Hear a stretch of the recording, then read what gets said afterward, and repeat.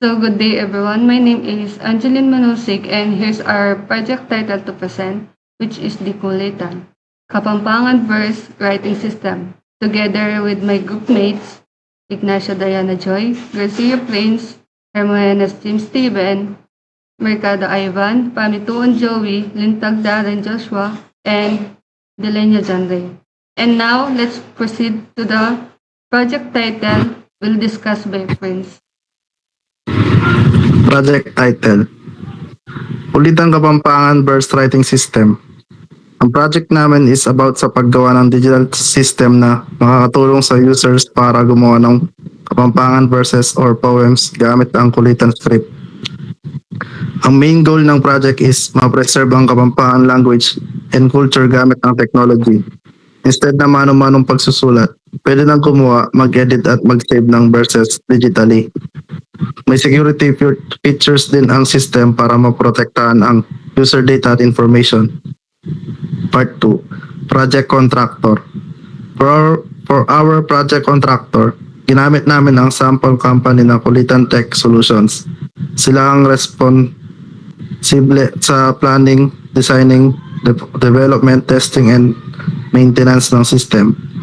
Ang project manager ang nag-oversee ng buong project habang ang development team naman ang bahala sa coding, design at technical parts ng system.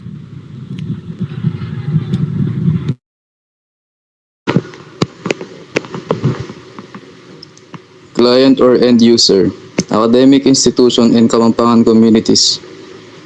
The primary end users of the system are students, teachers, writers, researchers, and members of Kapampangan communities who are interested in learning and preserving the Kulitan writing system. Educational institution may also use the platform as a learning tool for language and cultural studies. Our project is Ang magiging main users ng system ay students, teachers, researchers, writers at Kapampangan communities. Makakatulong ang system sa schools and organizations na gustong i-promote at i-preserve ang Kapampangan language at kulitan writing system. Pwede rin itong gamitin bilang learning tool para sa students na gustong matuto tungkol sa Kapampangan culture. Project Overview. The Kulitan Kapampangan Verse Writing System is a web-based platform designed to promote and preserve the Kapampangan language and its traditional script, Kulitan. The system allows users to create verse or poems, convert Romanized Kapampangan text into Kulitan characters, and store written outputs digitally. The platform includes user authentication, verse management, and script translation tools to provide a safe and organized environment for users. The project aims to support cultural preservations by combining traditional language practices with modern information technology solutions. Our project is a web-based system na nagbibigay daan para makagawa at makapag-manage ng Kapampangan verse digitally. Kaya rin ng system na i-convert ang Kapampangan text into Kulitan script para mas madaling matutunan at magamit ang traditional writing system. Pwede rin mag-save, mag-edit at mag-organize ng written outputs sa platform. Pinakombine ng project ang culture and technology para makatulong sa preservation ng local heritage.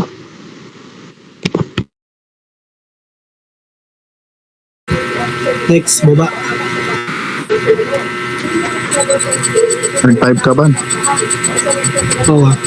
Next is project objectives. To develop a system that allow users to create and manage Kapampangan verses digitally. Second is to provide automatic conversation of Kapampangan text into Kulitan script. Third, to promote awareness and prevention of Kapampangan culture and languages. Fourth, to ensure data security and user privacy through authentication and access control. Panglima naman is to provide an easy to use platform for students, teachers, and researchers. Baba. Next is part 6, scope of work included. First is user registration and login system. Second, burst writing and editing module. Third, kulitan script conversion feature.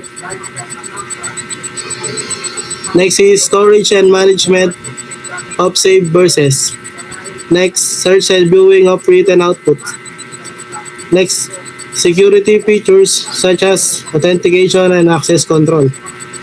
Next naman is included mobile application development, integration with external translation IPIS. Next is advanced AI generated poetry features. And last, physical printing service for written outputs.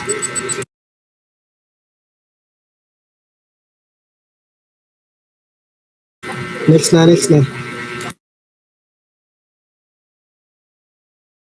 Joey.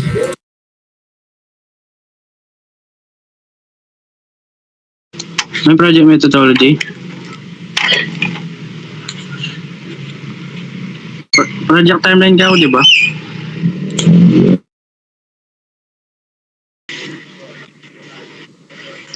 So, project methodology or our methodology, gagamit kami ng agile development model. Ang method na ito ay nagbibigay daan para sa continuous improvement habang ginagawa ang system.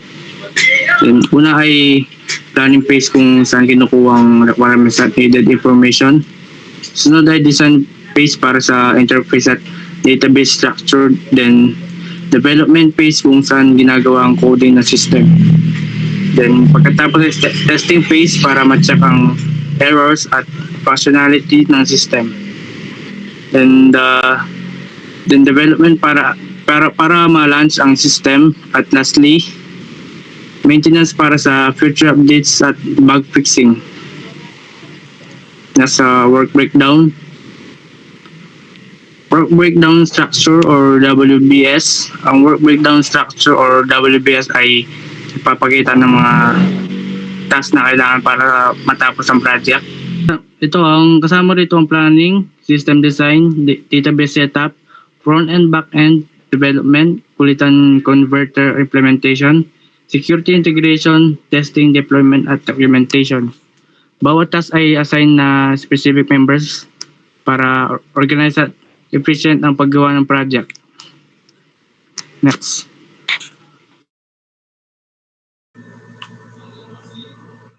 Okay. Information assurance and security IS2 integration. The system applies information assurance and security principles to protect user account and stored data, authentication, and role-based access control. Will be implemented to ensure only authorized user can access specific features, data validation, and secure login. Mechanism will also be used to prevent unauthorized access and misuse misuse of information. Gagamit kami ng secure login authentication at role-based access control para authorized users lang ang may access sa ibang features. May data validation, encryption at backup system para maiwasan ng data loss at unauthorized access. Nakakatulong ang mga security measure na ito para mapanatili ang confidentiality, integrity, and availability ng data. Next. CS, social and professional issue integration. The project promotes the ethical use of technology in preserving local culture and language, encourage respect for cultural heritage, and responsible handling of user-generated content. The system also support educational development by providing accessible tools for learning Kapampangan language and kulitan script.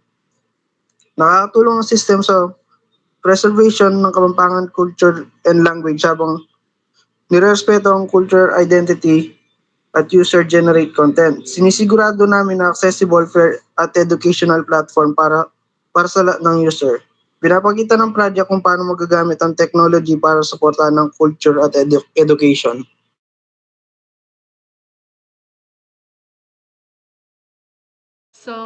number 11.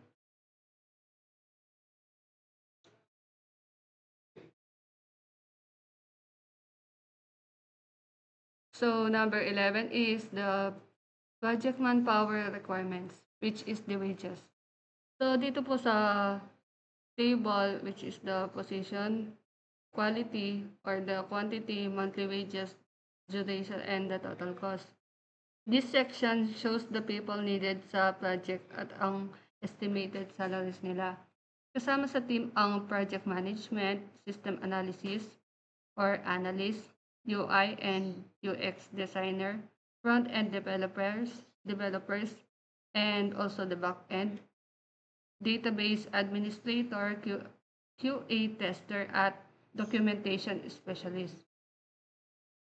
Bawat member ay may assigned na responsibilities para masiguradong maging successful at organized ang project.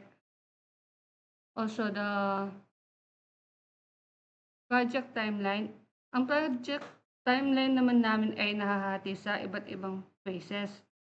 So, number 1 is the planning. Number 2, design for estimated 2 weeks. Then the development is estimated around 4 weeks. Then the testing 2 weeks. And the last one is 1 week. So, nakakatulong ang timeline para maging organized ang schedule at matapos ng maayos ang lahat ng mga task.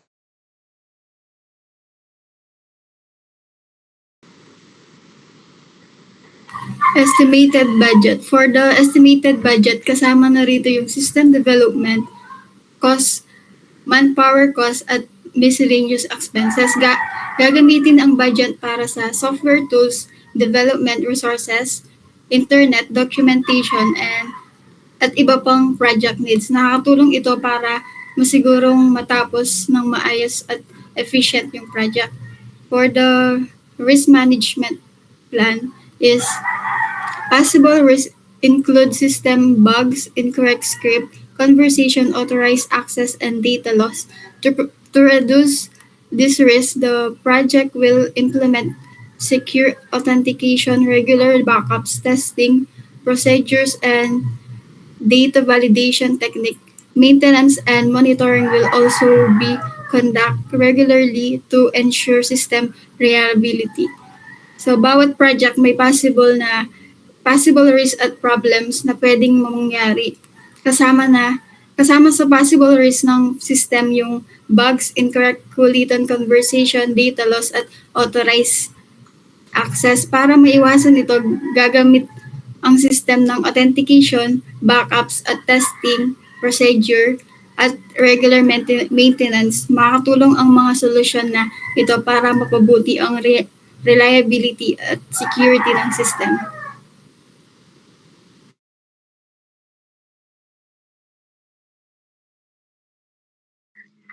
Next na ako. Deliverable. Fully functional collate and burst writing system. Next. Complete source code and documentation. Next, user manual and technical documentation. At yung next naman, security and testing reports. At yung panlast, final project presentation and deployment package. Sa deliverables, ito yung the deliverables of our project include the fully functional collate and burst writing system. Yung mga deliverables na ito is magiging proof na successfully complete at ready to use ng project. Yes. Ulit, di na record.